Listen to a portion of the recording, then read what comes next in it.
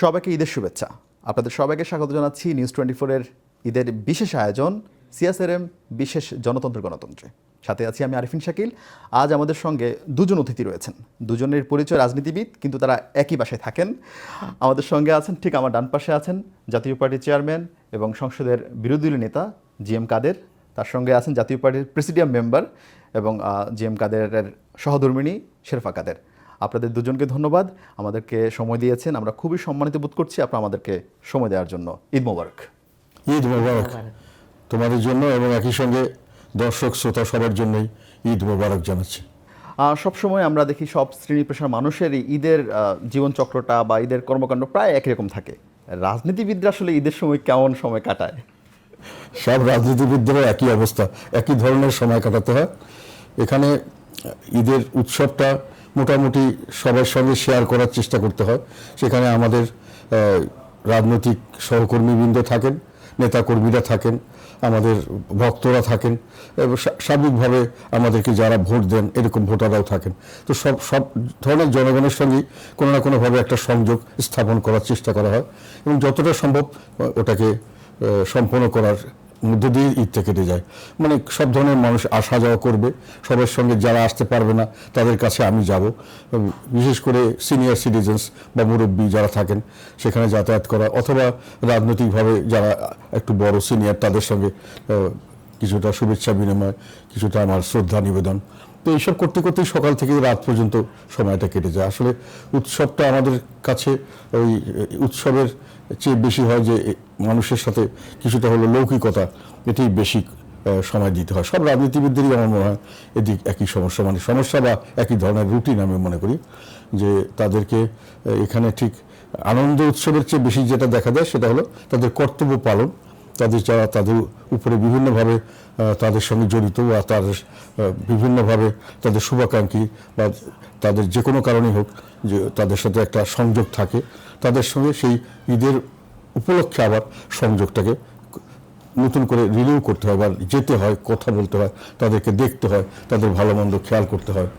তো এইসব করেই কেটে যায় সকাল থেকে রাত পর্যন্ত এবং ঈদের 2-3 দিন পর্যন্তই মোটামুটি এই ধরনের একটা উৎসবী একটা আমেজ থাকে আর কি। সবাই আসবেন, যাবেন, কথা বলবেন, তাদের সঙ্গে একটা মত বিনিময়, তাদের সঙ্গে শুভেচ্ছা বিনিময়, আন্তরিকতা বিনিময়, সব মিলিয়ে সবকিছুরই একটা শেয়ার করা আর কি। আমি একটু ঘরের পরিবেশটা জানতে চাই ঈদের সময়, যেহেতু আপনি ঘরে থাকেন এবং যদিও আপনিও একজন রাজনীতিবিদ, তারপরেও তার আগের একটা বড় দায়িত্ব হচ্ছে একজন রাজনীতিবিদদের সহধর্মিণী। বাসায় আসলে ঈদের সময় কি আয়োজন করতে করেন বা কি আয়োজন থাকে আসলে? ধন্যবাদ। আমার যেটা হয়েছে, উনি যেহেতু অন্য একটা মানে যেখানে উনি এমপি সেখানে উনি থাকেন ঈদের সময়, আর আমি কিন্তু ঢাকাতেই থাকি। তো আমি যেটা করি যে মানে চেয়ারম্যানের ওয়াইফ হিসেবে, তাছাড়া আমার নিজস্ব একটা প্ল্যাটফর্ম আছে, সবটা মিলিয়ে আমি আমার বাসায় আয়োজন করি। যেমন রোজার ঈদের দিনই করি, অনেক যত লোক আছে সারাদিন আসতে থাকে, খাওয়া দাওয়া হয়, আনন্দ হয়, অনেকে বেশ গান টানো করে, আবার এটা সেটা করে হয়তো 2 দিন, রোজার সময় 2 দিনই শেষ হয়ে যায়। আর কোরবানির সময় দেখা যায় যে 3 দিন হয়। তো কোরবানির দিনে তো সকাল থেকে নিজেদের যার যার কোরবানি থাকে, কিন্তু সেকেন্ড ডে এবং থার্ড ডেতে দেখা যায় যে বড় করে।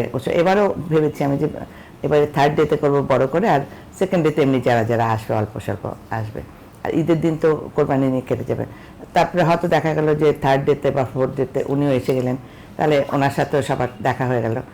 উনি তো রংপুরে করবেন, ওখানকার সবার সাথে ওনার দেখাশোনা হবে, কিন্তু দেখা সাক্ষাৎ। এবং ঢাকার যারা, তারা আবার উনি আসলে পরে তারপরে আসবেন, দেখা হবে। তো ওটাই একটা মানে আমার দায়িত্ব, সারা জীবনে ওইটাই দায়িত্ব ছিল যে মানে উনি তো যেহেতু রাজনীতি করেছেন, আমি সবসময় ওনার সাথে এলাকাগুলোতে যাইনি, কিন্তু আমি এখানে ওটা মেনটেন করেছি যে ঢাকায় যারা থাকেন তারা যাতে আমার বাসায় আসেন বা আমি তাদের সাথে একটা সম্পর্ক রাখা, এটা আমি সবসময় মেনটেন করেছি আর কি। মাননীয় চেয়ারম্যান, আপনার জীবন চক্র যদি আমি 3 ভাগে বিভক্ত করি, একটা ছোটবেলা ছিল, তার উপর আপনার চাকরি জীবনের একটা বড় একটা সময় কেটেছে, এরপর আপনি রাজনীতিতে আসলেন। এই 3 চক্রে মানে 3 সময়, সেরা সময় ঈদের কোন সময় কেটেছে? সব সময়েরই কিছু সেরা অংশ আছে। শৈশবকালটা সব দিক থেকেই আমরা সত্যিকার অর্থে আনন্দ উৎসব এটাকে উপভোগ করার সময় আমার মনে হয় শৈশবটাই যৌবনকাল বলা যায়।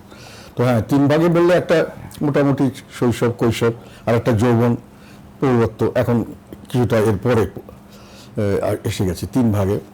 তবে সবসময় কিছুটা সময় নিশ্চয়ই আনন্দ উপভোগ করেছি। সবচেয়ে বেশি যদি বলতে হয় তুলনামূলকভাবে শৈশব এবং কৈশোর, ওই সময়টাই আনন্দ, ঈদের আনন্দ অথবা যে কোনো উৎসবের আনন্দটা অনেক বেশি অনুভব করার। তখন তো রংপুরে আমি রংপুরেই থাকতাম তখন। সেই পরবর্তীকালে আমরা যখন রংপুরেই বেশিরভাগ, আমি যখন ইউনিভার্সিটিতে পড়তাম তখনও ঈদের সময় আমরা রংপুরই পারিবারিকভাবে সবাই মিলে ঈদ আনন্দ করতাম। ভাই বোনরা সবাই আসতো বিভিন্ন জায়গা থেকে, বড় ধরনের একটা অনুষ্ঠান বা আনন্দ উৎসব, সবার সঙ্গে মিলামেশা, হাসি, মানে সারাক্ষণ একটা সে ধরনের উৎসবের আমেজ নিয়ে কেটে যেত। পরবর্তীতে এটা অবশ্য কিছুটা যেটা বললাম লৌকিকতার পর্যায়ে চলে গেছে। যখন আমরা কর্মজীবনে এসেছি তখনও বিভিন্নভাবে তারা কর্মের সঙ্গে যারা জড়িত তাদের সঙ্গে বিভিন্ন কারণে দেখা সাক্ষাৎ করা, একটা অনেকটা ফর্মালিটিস মেনটেন করা ছাড়াও একটা আন্তরিকতা, শ্রদ্ধা জানানো, তাদের থেকে ভালোবাসা নেওয়া, তাদেরকে ভালোবাসা দেওয়া। আর এখন তো রাজনৈতিক জীবনে মোটামুটি একেবারে গড়, যে কোনো জনগণের জন্যই আমার দরজা খোলা থাকে এবং সব রকম মানুষই আসেন এবং সবার সঙ্গেই সময় দিতে হয়। যারা আসতে পারেন না অনেক সময় সেরকম কোনো জায়গায় যেতে হলে আমি নিজেও যাই। তো এইভাবেই সময়টা কেটে যায়। এইটা তো একটা আনন্দ আছে মানুষের সঙ্গে, এই ধরনের কাটানোর এই আনন্দটা আবার সেই ছোটোবেলার আনন্দের সঙ্গে এক করা যায় না। তবে সর্বক্ষেত্রেই উৎসবের যে আনন্দ সেটা সবসময় কিছু না কিছু ছিল। হয়তো শৈশবকালে যে ধরনের ছিল এখন সেরকম নেই। আমার স্মৃতিতে শৈশবকালটাই আমার আনন্দ উৎসবের প্রকৃত আমি উপভোগ করেছি এরকম মনে হয় আর কি। একটু অন্য বিষয় সঙ্গে অন্য বিষয়ে জানতে চাই, সেটি হচ্ছে ভাবির সাথে আপনার প্রথম পরিচয় আসলে কীভাবে? অনেক আগে পরিচয় ছিল, আমি পারিবারিকভাবেও ছিল। পরবর্তীতে বিভিন্নভাবে আলো অন্তরঙ্গ হয়েছে এবং আমি নিজের পছন্দেই, আমরা পরস্পরের পছন্দেই বিয়ে করেছি। তৎকালীন যে সময় আমরা বিয়ে করেছি সে সময় এই ধরনের সাধারণত পরিবারগতভাবে বা আমাদের সমাজের যেটা সিস্টেম ছিল বা আমাদের পরিবার বা ওদের পরিবার, তখন এরকম নিজস্ব পছন্দের বিয়েটা খুব কমই ছিল বলা যায়। তো সেখানে একটু ব্যতিক্রম ধর্মীভাবে আমি বিয়ে পরিবার মেনে নিয়েছি শুরুতে। শুরুতে পরিবারের তরফ থেকে একটু সমস্যা ছিল, পরবর্তীকালে সবাই মেনে নিয়েছে। প্রথমবার কোথায় দেখেছিলেন সে স্মৃতি কি মনে পড়ে? সেগুলো বুড়ো বয়সে এখন না বলাই ভালো। না, আমরা একটু জানতে চাই, প্রথমবার যখন দেখেছিলেন তখন কি দেখে মনে হয়েছিল যে তাকে স্ত্রী হিসাবে পেলে ভালো হবে, বা কি গুণ দেখে? গুণ বলবো না, সেটা সত্যি কথা বলতে গেলে অনেক আগে ছোটবেলায়, আমরা যখন ছোট আমি তখন তাকে দেখেছিলাম শৈশবকালে, আমাদের একই এলাকায় বাড়ি। সে সময় আমার ভালো লেগেছিল। কেন ভালো লেগেছিল সেটা আমি অবশ্য এখনো ঠিক জানি না। মানুষের একটা তখন ঠিক যৌবনের বা তারা বা এরকম ধরনের ওই ধরনের কোনো আবেগ ছিল না, এমনি ভালো লাগার থেকেই ভালো লেগেছিল। তো সেটা হয়তো বিভিন্ন কারণে হতে পারে, অথবা এটা আল্লাহর ইচ্ছা হতে পারে যে কার সঙ্গে কার জোড়া থাকবে এটা আল্লাহ ঠিক করে দেন এবং সেইভাবেই হয়তো প্রস্তুত করেন। তো আমি একেবারে ছোটোবেলা থেকেই ওকে দেখেছিলাম, তখনই ভালো লেগেছিল। ওর বিয়ে করার জন্য বা তার সঙ্গে জীবনসঙ্গিনী করার সেরকম চিন্তা ছিল না। পরবর্তীকালে ঘটনাচক্র এটা হয়ে গেছে। দুজনের ক্যাম্পাস তো পাশাপাশি ছিল, বুয়েট এবং ঢাকা। না, আমি অবশ্য পাশ করার পরে সে ঢাকা ইউনিভার্সিটিতে ভর্তি হয়েছে। আমরা পাশ করেছি 69, মানে লাস্ট আমরা পাকিস্তান আমলের সর্বশেষ ইউনিভার্সিটি ইঞ্জিনিয়ারিং থেকে পাশ করেছি আমি 69-এ। 70 থেকে ওরা আবার ইউনিভার্সিটি ঢুকেছে 69-এর পরে আর কি, 70-তে। তো সেই হিসাবে আমরা পাশ করার পরে ওরা ইউনিভার্সিটি এসেছে, সেই হিসাবে ছিল না, এমনি পরিচয় ছিল আর কি। প্রথম যখন মাননীয় চেয়ারম্যানকে দেখেছিলেন বা তার কাছ থেকে প্রস্তাব এসেছিল, কি মনে হয়েছিল যে তার সঙ্গে জীবন সঙ্গী করা যায় কিংবা তার সঙ্গে থাকা যায়? কি দেখে আসলে বা কি কথা শুনে কি কমিটমেন্ট করেছিল আপনার সাথে? সত্যি কথাটা বলবো? অবশ্যই। তাহলে বলি, অ্যাকচুয়ালি আমি জানতামই না যে উনি আমাকে পছন্দ করেন। হ্যাঁ, আমি অন্য একটা কারো কথা ভাবতাম যে তাকে বোধহয় পছন্দ করে। তো যাই হোক, তারপরে যখন আমাকে বলে, আমি তো একদম মানে আকাশ থেকে পড়েছি যে এরকম। তারপরে তো মানে কনফিউজড আর কি যে কী করবো। তখন আমার বন্ধুদের সাথে আলাপ করলাম। হ্যাঁ, তো ওরা তো খুব লাফালাফি বলে যে না এরকম, মানে ওরা তো চায় যে কে এস্টাবলিশড কিনা, তারপরে মানে অন্যান্য সব কিছু ঠিক আছে কিনা, তো দেখতে কেমন, সব কিছু মিলে। তারপরে আমি বলে যে তাহলে আমাদেরকে দেখা। তখন কয়েকটা ছেলে এবং কয়েকটা মেয়ে, মানে আমরা যারা বেশি ক্লোজ ছিলাম, তারা বলে তাকে দেখতে যাবে। এখন তারপরে তার সাথে দেখা হলো আর কি কোনো এক জায়গায়। তারপরে দেখা হয়ে তাকে তার আমি তার আগে বলেছিলাম যে বন্ধুরা যদি বলে তাহলে মানে ইয়েস, আর বন্ধুরা যদি না বলে তাহলে না। তো তখন বন্ধুদের সাথে দেখা টাকা হয়েছে। তারপরে তাকে তো বলা হয়নি কিছু, আমরা একসাথে অনেকক্ষণ ছিলাম, তারপরে সিনেমা দেখলাম, খাওয়া দাওয়া করলাম, সব কিছু হলো সব গ্রুপে আর কি। কিন্তু হ্যাঁ কত সালে? 74 হবে মনে হয়। তো যাই হোক, করিডোরে আমি তো বাসে চলে গেছি, আর মানে যার যার বাসে শেষে চলে গেছে। এখন পরে আর কি যে সে একটু ভয়ে ভয়ে আমাকে জিজ্ঞেস করেছে তোমার মতামতটা কী হলো, বন্ধুরা কি বললো। তারপরে আমি একটু ঘুরিয়ে ফিরে তারপর বললাম আর কি, মজাটা করলাম আর কি।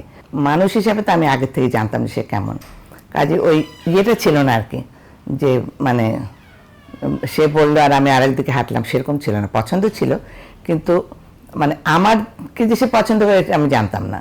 হয়েছে কি, তখনও তো আমি যেহেতু আমরা কোএডুকেশন ছিল, ছেলেমেয়েরা একসাথে পড়েছি, তারপরে আরও আমি ছোটোবেলা থেকে যেহেতু গান টানের সাথে জড়িত ছিলাম, অনেক ছেলেদেরকে দেখেছি। কাজে আমার মানে খুব হঠাৎ করে কাউকে একদম খুব একটা দেখে একটা ভালো লাগা বা তার সাথে একটা জীবন কাটানোর চিন্তা ভাবনা এই ধরনের হয়নি আর কি। মানে ঠিক ছেলে মেয়েকে আলাদা করে দেখার অতটুকু তখনও বোধহয় হয়তো একটু বোকা ছিলাম বা বয়স কম ছিল, ওই জন্য হয়তো ওইভাবে হয়নি। তবে যখন ইয়ে করে তারপরে তো আমি নিজেও চিন্তা করে দেখলাম যে হ্যাঁ ঠিকই আছে, এই আর কি। মাননীয় চেয়ারম্যানের নাম তো গোলাম মোহাম্মদ কাদের, বাসা আসলে কোন নামে আপনাকে ডাকেন? তাকে জিজ্ঞেস করো। আপনি আমি তো নাম ধরে ডাকি না, কারণ আমরা আবার একটু ওরকম না, এখন যেমন ছেলেমেয়েরা সবাই এই অমুক তমুক করে তার হাজব্যান্ডকে ডাকছে, আমরা আবার হাজব্যান্ডকে নাম ধরে ডাকি না। তবে সে আগে খুবই ডাকতো আমার নাম ধরে, আজকাল মনে হয় ভুলে গেছে তাকে নামটা, ওই জন্য বেশি নাম করে ডাকে না। হঠাৎ কোনোদিন বলে তো তখন মানে আজকাল আমার মানে হয় না, মানে ওই একটা বয়সের পরে মনে হয় যে অনেক কিছু মানে ফিকে হয়ে যায়, যেটা হয় যে যেমন এখন মনে হয় আমার বন্ধুরা ছাড়া আমাকে আমার নামে ডাকে না কেউ, তো মাঝে মাঝে সে ডাকে আর কি। কিন্তু আগে তো অহরহ হয়ে ডাকতো, এবং আমার অনেক সময় লজ্জা লাগতো যে আমার শাশুড়ির সামনে, আমার মায়ের সামনে সবাইকে হয়তো সামনে জোরে জোরে করে ডাকতো। তো এখন আবার সেটা ডাকে না, এখন কিন্তু লজ্জা পাওয়ার কিছু নেই। আমার নাম বেলি, আমাকে বেলি করে ডাকতো।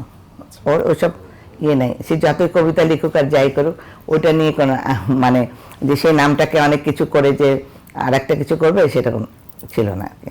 ওদিকে কাঠখট্টা আর কি, ইঞ্জিনিয়ার না। আচ্ছা, কিন্তু আপনি কোনো নিকনেমে যাক ডাকতেন না? নেভার।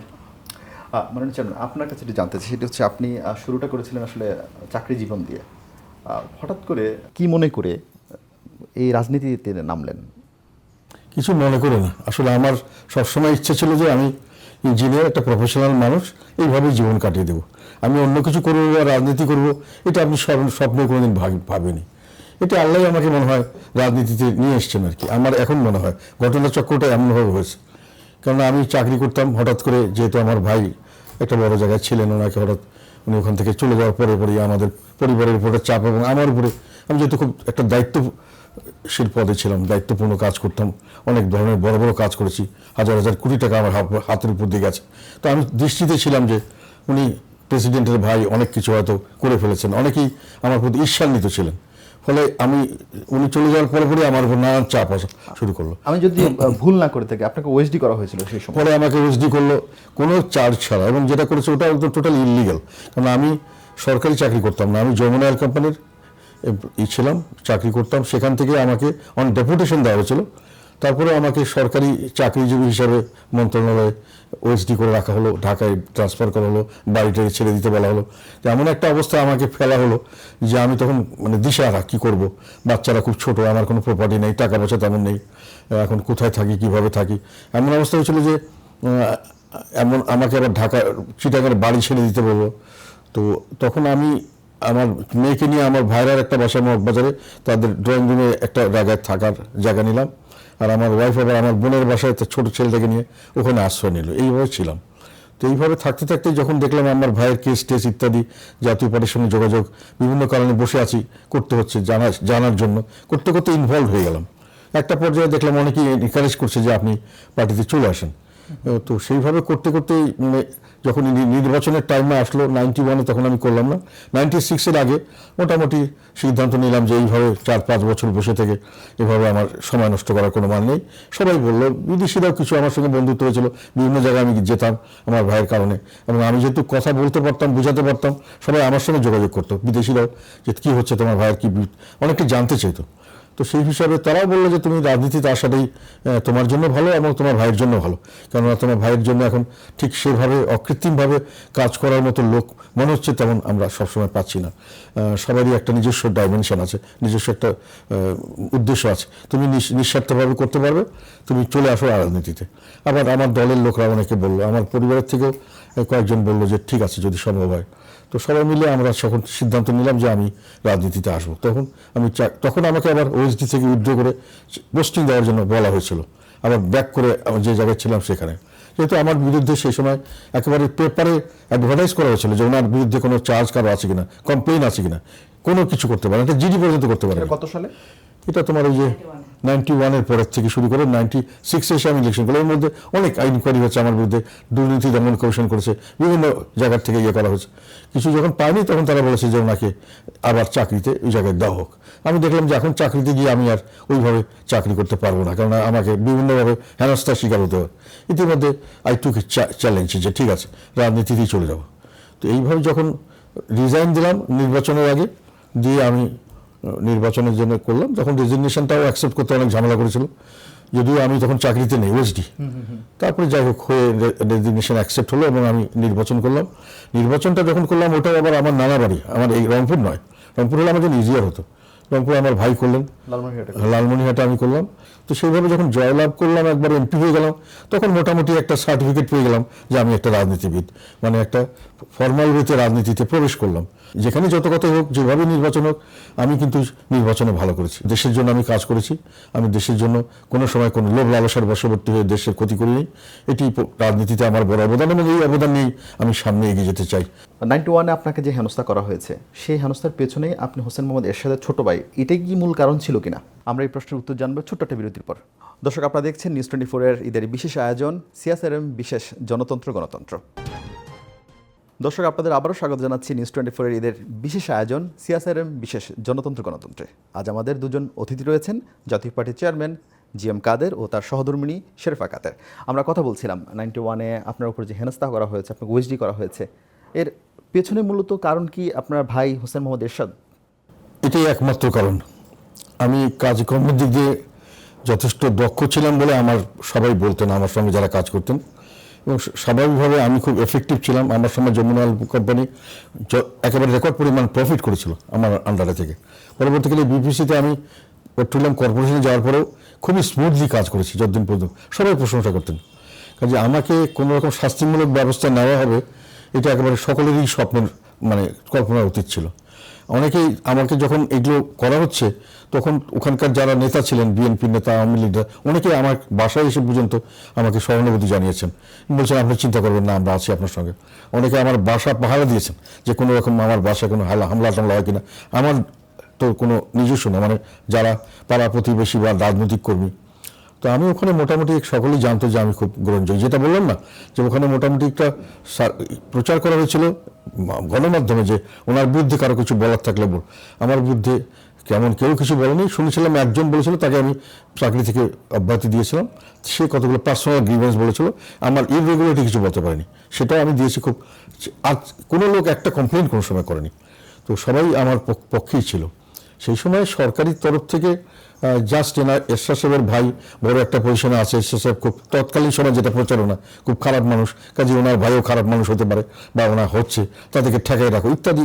আর কিছু লোক হয়তো ছিল যারা জেলাস, মানে আমার পজিশনে আসতে চান অথবা আমাকে সরিয়ে দিলে তাদের কোনো ব্যক্তিগত সুযোগ হতে পারে, এই ধরনের কিছু লোক হয়তো এটা ফ্যানিং করেছেন। স্বাভাবিকভাবে জনগণ এটাতে মর্মাহত হয়েছিলেন, দলমত নির্বিশেষে, যে ওনার মতো একটা মানুষকে এইভাবে হ্যারাস করা ঠিক হচ্ছে না। আপনার রাজনীতিক পরিচয়ের পেছনে হোসেন মোহাম্মদ এরশাদ যেহেতু আপনার ভাই, সেই পরিচয়কে আশীর্বাসিত কাজ করেছেন নাকি নানান সময় সেটা বিড়ম্বনার কারণ হয়েছে? না, এটা দুটোই হয়েছে। ওনার জন্য যেমন বিড়ম্বনা প্রথমে হলো যে আমার চাকরি জীবনে একটা ছেদ হলো, আমাকে অবশ্য এটা বিড়ম্বনা বলি না এখন আর, এটা আল্লাহর তরফ থেকে আমার হয়তো পথ ছিল এরকম যে রাজনীতিতে আসবো, এইভাবে আসা হয়েছে। নাহলে একদিন আমি চাকরি করতাম, রিটায়ার করতাম, একটা স্বাভাবিক লোক হিসেবে থাকতাম, কেউ চিনত না, আমারও কিছু অবদান করার কিছু ছিল না, 50-60 বছরে শেষ হয়ে যেত আমার। তো এটা একটা জিনিস। কিন্তু একটা জিনিস হয়েছে যে এরশাদ সাহেবের ভাই হিসেবে যেটা ফার্স্ট হলে পরিচয় দেওয়ার মতো একটা পরিচয় হয়েছে যে আই এম সামবডি। আমরা খুব ভারী কথা বলছি, একটু জানতে চাই সেটা হচ্ছে যখন উনি সরকারি চাকরি ছাড়লেন, একটা নিয়ম মাফিক জীবন ছিল, মাস শেষে বেতন আসতো, আর সেই সময় আপনি সহধর্মিণী হিসাবে আপনার মধ্যে ভয় কাজ করেছিল কিনা যে কিভাবে চলবো, কিভাবে সংসার চলবে? না, যেটা হয় কি, আমি সবসময় ওনার ব্যাপারে সাপোর্টিভ ছিলাম। কোনো ব্যাপারে যখন উনি যেটা বলেছেন আমি ওটাকেই সাপোর্ট করেছি, আমি মানে চোখ বন্ধ করে সাপোর্ট করেছি যে যা হবে। ওই থাকে না, ঘরের বউ তো কিছু গুছিয়ে রাখে আর কি, কিছু না হলেও কিছু গুছিয়ে রাখে, যে একেবারে অন্তত কয়েকটা মাস চলা যাবে এরকম অবস্থা ছিল আর কি। সে কারণে অতটুকু আমি ভয় পাইনি আর কি। আপনার ছেলে বিশ্ববিদ্যালয়ে পড়ান, তিনি কানাডা থাকেন, আপনার মেয়ে অস্ট্রেলিয়া প্রবাসী। তাদের, আপনার দুজনে যেহেতু রাজনীতি করছেন, তাদেরকে রাজনীতি আনার বিষয়ে আপনার কোনো প্ল্যান আছে কিনা, বা তারা রাজনীতি আসার বিষয়ে আগ্রহী কিনা? না, আমার নিজস্ব মতামত নয়, অন্য মানুষও বলে আমার ছেলে এবং মেয়ে দুজনেই মানুষ হিসেবে খুব ভালো, এবং তারা রাজনীতিতে আসলেও খুব ভালো করতে পারতো। তো কিন্তু তাদেরকে আমরা আনবো কিনা সেটা নিয়ে আমরা একটু সন্দেহান। তো আমার ভাইও রাজনীতি এসছে না, আমিও রাজনীতি, আমার ছেলেরা হয়তো, আমি মনে করি যে হয়তো রক্তের টানে হয়তো রাজনীতিতে চলে আসবে। তবে এখন পর্যন্ত রাজনীতির যে পরিস্থিতি আমরা দেখছি, যেটার জন্য ও বললো যে আমরা এখন ভয় করছি, কেননা রাজনীতির পরিবেশ এখন যেটা আমরা দেখছি, এই ধরনের পরিবেশ যদি চলতে থাকে, আমার ধারণা বাংলাদেশে সেই অর্থে কোনো রাজনীতি থাকবে না। আপনাদের সাংসারিক জীবন অনেক দিনের, আপনাদের মধ্যে যখন মান অভিমান হয়, আগে সরি কে বলে? সরি টরি ওই ভদ্রলোক ওই টাইপের না আর কি, সরি বলার মানুষ না, আমাকেই ঠিক করতে হয় আর কি। দুটো মাত্র মানুষ তো, এখন নিজের সংসারে শান্তি রাখার জন্য আলটিমেটলি আমি সরি বলি। আর অন্যায় তো ডেফিনেটলি বললাম না যে অন্যায় তো সেই করে, আমি তো অন্যায় করি না, বা আমি যদি অন্যায় করিও সেটা তো আমি নিজে বলবো না বা বুঝবো না। কি টাইপের অন্যায় করে সেটা বলা যাবে না। না, সরি বলে যায় এটা ঠিক নয়, যাই হোক, হয়তো সরি কথাটা উচ্চারণ করি না, বাট এটার মধ্যে মানে যে কোনো জিনিসের তো ভাষাটা সবসময় মানে ল্যাঙ্গুয়েজ দিয়ে আসতে হবে তাও নয়, ভাষার অনেক অনেক ধরনের ওয়ে আছে। আপনার দল থেকে যারা বেরিয়ে গেছেন তারাই বেশিরভাগ সময় কথাটি বলেন, আপনার স্ত্রীকে পাশ করানোর জন্যই সরকার সঙ্গে আপনার সমঝোতা গিয়েছে। এটা যে কত বড় অসত্য, এটা তো প্রমাণ হয়ে গেছে। এবং এরা যখন, আমরা কোনো সমঝোতা করিনি, যেটা সমঝোতা সরকার করেছেন। আমি প্রথম দিন থেকে ইলেকশনের দিন পর্যন্ত প্রতিদিনই বলছে যে এটা কোনো সমঝোতা নয়, এবং এই সমঝোতায় আমরা 26টা হোক বা যেটি হোক কোনোটাই আমরা হয়তো তেমনভাবে পারবো না, নিজেরাই হয়তো যেটা পারবো, নিজের থেকে যারা হবে। পরবর্তীকালে দেখলাম যে ঘটনা তা না, তার চেয়ে আরও খারাপ হলো আর কি। তো আর আমার ওয়াইফ তো সেখানে তো আমি চাইবই, কারণ এটা আমার উত্তরাটা ছিল আমার বাসে, আমি 30-40 বছর এখানে বসবাস করছি, এবং এখানে আমার একটা নিজস্ব বলয় আছে। আমি এখান থেকে 2বার নির্বাচন করার জন্য ঠিক করেছিলাম, কারণ এখানকার লোকের একটা কমপ্লেইন হলো, এখানে যারা এমপি হন আমরা তাদেরকে অনেকে চিনি না, মানে ন্যাশনাল লেভেল না, ন্যাশনাল মানে কোনো লেভেলেই তাদের কোনো পরিচিতি নেই, এমনকি উত্তরাতেও তাদেরকে অনেকে চিনেন না। তো কাজে তারা চাচ্ছিলেন যে একটা রাজনীতিবিদ আসুক। তো আমার এখানে একটা ভালো অবস্থান ছিল, আর আমার ওয়াইফও একেবারে আসার থেকে সাংস্কৃতিক কর্মী হিসাবে বিভিন্ন ধরনের যোগাযোগ থাকার তারও একটা পরিচিতি ছিল। তা আমি মনে করলাম যে এই সিটটা যদি আমরা নিতে পারি, জাতীয় পার্টির জন্য একটা বড় ধরনের একটা অ্যাসেট হবে, মানে ইট উইল বি অন্য যে কোনো জায়গাতে 8, 10টা 15টা সিটের চেয়েও এই সিটটা অনেক মূল্যবান হবে আমাদের রাজনীতির জন্য, অনেক ক্ষেত্রে, অনেক কারণে। সেই কারণেই আমি মনে করলাম আমি যখন রংপুর থেকে করবো, তখন আমার এই ওয়াইফ এখান থেকে করলে ভালো হয়, এবং সেটা দলীয় স্বার্থে চিন্তা করে করা হয়েছিল। তবে এটা যে কোনো সমঝোতা হয়নি বা এর জন্য যে আমি সারেন্ডার করিনি, সেটা তো সরকারি দল প্রমাণ করে দিয়েছে, কারণ এখানে কোনো নির্বাচনই হয়নি। এই রাজনীতিতে আসার পেছনে আপনার হাজব্যান্ডের অনুপ্রেরণা কতটা কাজে লেগেছে, নাকি অন্য কি কারণ আসলে রাজনীতিতে আপনি আসলেন, জানবো একটা ছোট্ট বিরতির পর। দর্শক, সময় হলো আরেকটি বিরতির। আপনারা দেখছেন নিউজ 24-এর ঈদের বিশেষ আয়োজন সিএসআরএম জনতন্ত্র গণতন্ত্র। ফিরছি একটু পর, সাথেই থাকুন। দর্শক, আপনাদের আবারও স্বাগত জানাচ্ছি নিউজ 24-এর ঈদের বিশেষ আয়োজন সিএসআরএম বিশেষ জনতন্ত্র গণতন্ত্রে। আমরা কথা বলছিলাম জাতীয় পার্টির চেয়ারম্যান, সংসদের বিরোধী দলের নেতা জিএম কাদের ও তার সহধর্মিণী শেরফা কাদের সাথে বলছিলাম যে আপনি এখন সঙ্গীত শিল্পীর পরিচয় ছাপিয়ে এখন রাজনীতিবিদের পরিচয় আপনাকে মানুষ এখন বেশি চিনে। এটার পেছনে কি আসলে আপনার হাজব্যান্ড জাতীয় পার্টির চেয়ারম্যান, এটা কি ব্লেসিং হিসেবে কাজ করেছে কিনা? না, ঠিক অতটুকু ওরকম নয়। জিনিসটা হলো যে আমি যখন এসএস সাহেব ছিলেন, আমার হঠাৎ করে মনে হলো যে আমি রাজনীতিতে আসলে মনে হয় খারাপ হবে না। ততদিনে আমার বাচ্চারা বড় হয়ে গেছে, আমার দায়িত্ব যা ছিল, যেহেতু আমি মানে মোটামুটি উচ্চ ইয়ে থেকেও পাশ করে আমি চাকরি করিনি, বাচ্চাদেরকে সময় দেওয়ার জন্য করিনি আর কি। গানটা ছিল আমার, গানও আমার মানে বেশ অনেকটা দিন বন্ধও ছিল, আবার আমি শুরু করেছি সব কিছুতে। তো আমি এখানে বিভিন্ন সংগঠন করি, তো সেই সংগঠনের সময় দেখা যায় যে অনেক কিছু থেকে আটকে যায়। তা আমি খেয়াল করেছি যে যারা রাজনীতি করে তারা একটা বড় প্ল্যাটফর্ম পায়। তো প্ল্যাটফর্ম পেলে, বড় প্ল্যাটফর্ম পেলে, আমি সবসময় একদম মোটামুটি অনেক ছোটোবেলা থেকে আমি মানুষের জন্য সবসময় কিছু না কিছু করেছি। হয়তো একটা বাচ্চা স্কুলে ভর্তি হতে পারছে না, তাকেও পড়েছি। অনেক সময় পাশের বাসার বাচ্চা গরিব, ওরা টিচার রেখে পড়াতে পারছে না, আমি পড়িয়ে দিয়েছি। কেন আমার ওগুলো তখন তো বুঝতাম না, ছোট ছিলাম, তারপরে ওগুলো করেছি। পরে আমার কাছে মনে হয়েছে যে যত সংগঠন করি সবখানে আমি লোকের জন্য যতটুকু করতে পারি, হয়তো একটা বড় প্ল্যাটফর্মে গেলে হয়তো পারবো। তারপরে আমি এসে সাহেবকে একদিন গেলাম, তখন আমার মেয়েও দেশে এসেছিল, মেয়েকে নিয়ে গেলাম। তো বড় ভাইকে বলার পরে উনি তো খুশি হলেন, বলে হ্যাঁ হ্যাঁ ভালো, তো তুমি আসো, জয়েন করো, হ্যাঁ তুমি আসলে আরও অনেকে আসবেন, এটা বলে অনেক খুশি দেখালেন। তারপরে একটু পরে আরও অন্যান্য দু একজন এসলে, তো আমি বলি যে আমাকে জাস্ট একটা মেম্বার করলেই হবে। তা উনি বললেন যে না, হ্যাঁ ঠিক আছে, দেখা যায়। তারপর কয়েকদিন পরে দেখলাম যে আমাকে ভাইস চেয়ারম্যান হিসেবে উনি নিয়োগ দিয়েছেন, মানে নিয়োগ বলে না কি বলে, যাই হোক, প্রদান করেছেন। হ্যাঁ প্রদান করেছেন। তো তারপর থেকে আমি আছি। তখন হ্যাঁ এটা ছিল, ইট ওয়াজ 2010। না, সেক্ষেত্রে মাননীয় চেয়ারম্যান কি তখন আপনাকে সাপোর্ট দিয়েছিল কিনা? না, ওনাকে, তারপর উনি তখন মিনিস্টার, উনি ব্যস্ত থাকেন। তারপর আমি বললাম যে আজকে এরকম একটা মজা হয়েছে, এরকম কিছু। যখন উনি চেয়ারম্যান হলেন তখন একদিন দেখলাম যে আমার নাম উপদেষ্টা হিসেবে এসছে। তারপর থেকে আমি তো ভালো করেই কাজ করা শুরু করলাম। একদম আমি পাশ করিনি, তারপরে দেখা যাচ্ছে আমি যেখানে যাচ্ছি সেখানে আমাকে, এটা মানে বলার কথা নয়, তারপরে যে অনেকে এসে আমার সাথে ছবি তুলছে, বলছে না আপা আপনি না হলে কি হয়েছে, বা আন্টি, যেখানে হয়তো আমি যেমন ইলেকশনের পর আমি ঈদ হলো, আমি যেসব মার্কেটে গেছি প্রত্যেকে এসে বলছে না না আপনি আমাদের এমপি, না আমরা জানি না আপনি হয়েছেন আমাদের।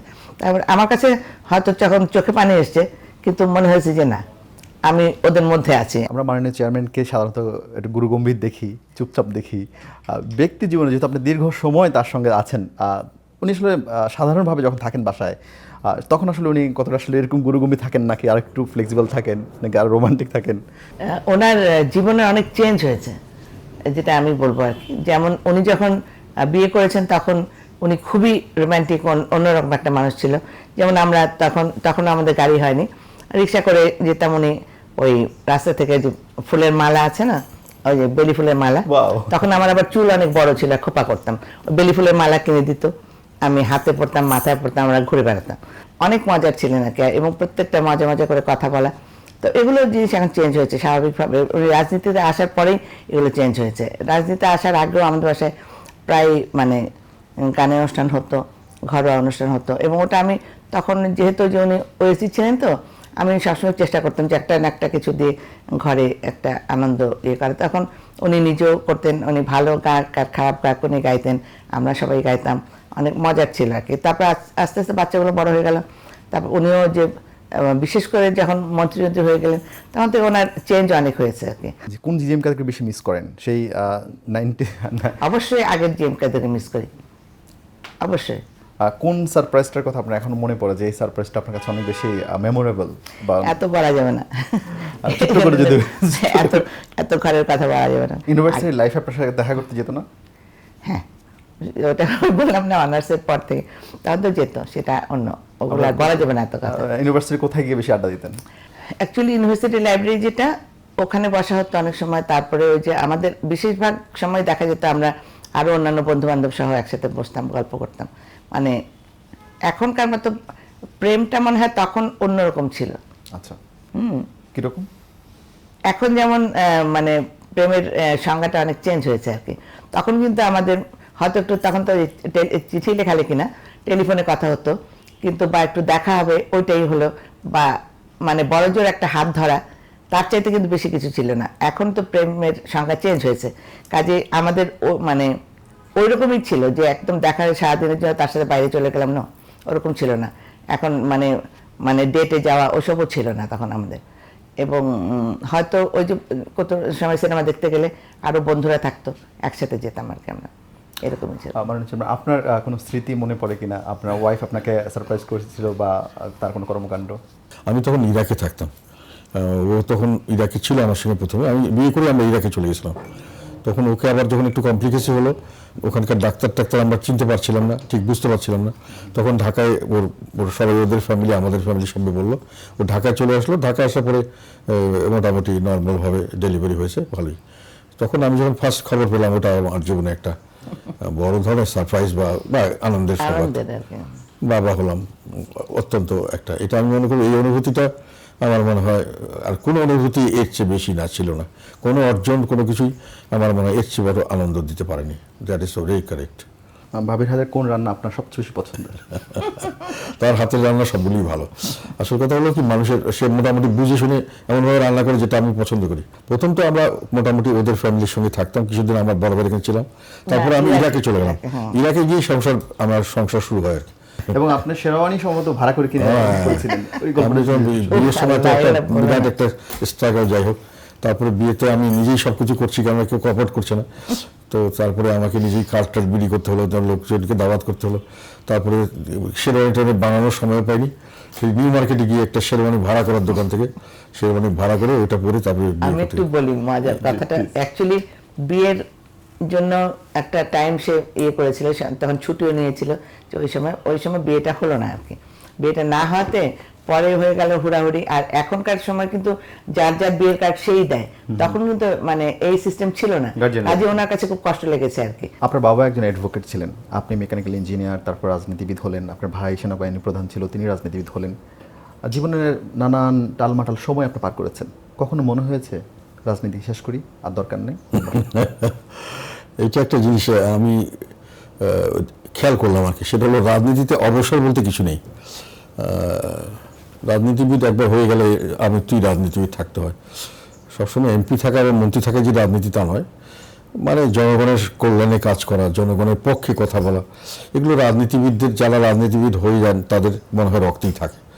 কাজেই ওইভাবে কোনো সময় মনে হয় না যে রাজনীতি ছেড়ে দেব। তবে অনেক সময় মনে হয় যে দায়িত্ব কম হলে ভালো হয়, একটু রিল্যাক্স করা দরকার। সেরকম ধরনের পরিস্থিতি হলে হয়তো সেটা করা যেত। যেন নির্বাচনের আগে আপনি একটা ক্রাইসিস মোমেন্ট পার করেছেন, আর সেই সময়গুলোতে আপনার মানে কখনো মনে হয়েছে কিনা? না, তখন তো আমাকে রাজনীতির মাধ্যমেই সার্ভাইভ করতে হবে। সেখানে তখন আর মানে একটা মানুষের যখন সাঁতার কাটে, যে ডুবে যেতে চায়, সেই ক্রাইসিস যদি সে হাল ছেড়ে দেয়, তাহলে আমি ডুবে যাচ্ছি, ডুবেই থাকি, তাহলে তো আর তার উদ্ধার হবে না। তাকে তো ফাইট করে বাঁচতে হবে। রাজনীতিটা অনেকটা এই ধরনের সাঁতার কাটার মতোই। যদি কোনো সময় হাবুডুবু খেতে হয়, তাহলে চেষ্টা করে ওর থেকে উতরাতে হয়, এইভাবে সার্ভাইভ করতে হয়। রাজনীতিতে ঠিক ছক বাঁধা জীবন নয়। আমি এটাকে বলি যে অন্যান্য সব প্রফেশনে একটা বাউন্ডারি থাকে, কিন্তু রাজনীতি কোনো বাউন্ডারি থাকে না, এটা সাগরে সাঁতার কাটার মতো। এই 47 ইয়ার্সের মধ্যে এমন কোনো কথা বলতে চান আজকে যেটা এখনো বলা হয়নি বা বলতে চান? একটা হলো যে আমি সবসময় বলেছি যে যেহেতু তুমি আমার বাচ্চাদের বাবা, সবসময় আমি তোমার সাথে আছি এবং মানে ভবিষ্যতে থাকবো। এবং এদিক দিয়ে আমি চাই যে মানে before him I want to go. মানে আপনার ওয়াইফকে আপনার এমন কোনো কিছু বলার আছে কিনা? এগুলো পাবলিকলি বলা ঠিক নয়, বললে ওয়াইফের সামনে বলতে হয়। আমরা অনুষ্ঠানে একেবারে শেষ পর্যায়ে আমরা জানি আপনি খুব ভালো কবিতা লেখেন এবং পড়েন।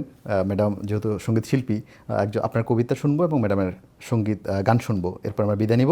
আমরা তার আগে দর্শকের কাছ থেকে বিদায় নিচ্ছি। দর্শক, এতক্ষণ আপনাদেরকে সবাইকে ধন্যবাদ আমাদের সঙ্গে যুক্ত থাকার জন্য। আপনারা দেখছিলেন নিউজ 24-এর ঈদের বিশেষ আয়োজন সিএসআরএম বিশেষ জনতন্ত্র গণতন্ত্র। পরের পর্বে আমন্ত্রণ জানিয়ে আজকের মতো এখানে বিদায়।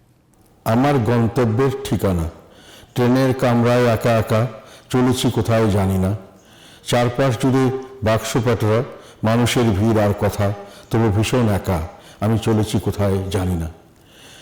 কেন যে চলেছি এভাবে জানা নেই কিছু আশেপাশে, কথা বলছে সবাই নিজেদের, গল্প আনন্দ আর বেদনার, গন্তব্য জানা আছে তাদের, শুধু আমার চলা ঠিকানাবিহীন, জানা অজানার অন্তহীন সীমানার সন্ধানে। এর মাঝে তুমি এলে, রজনীগন্ধার গুচ্ছ হাতে ঝিলিমিলি হাসির রংধনু, তোমার ঠোঁটে হাসনাহেনার গন্ধ, তোমার অঙ্গ জুড়ে। তুমি বসলে আমার পাশে, বললে কিছুটা পথ যাবে সাথে। ট্রেনের দুলনিতে সবাই ঝিমুচ্ছে, তুমি কথা বললে ধীরে ধীরে অনেক কথা। আমি শুনলাম আমার একঘেয়ে জীবন পাতায় লেখা একরাশ কবিতার মালা।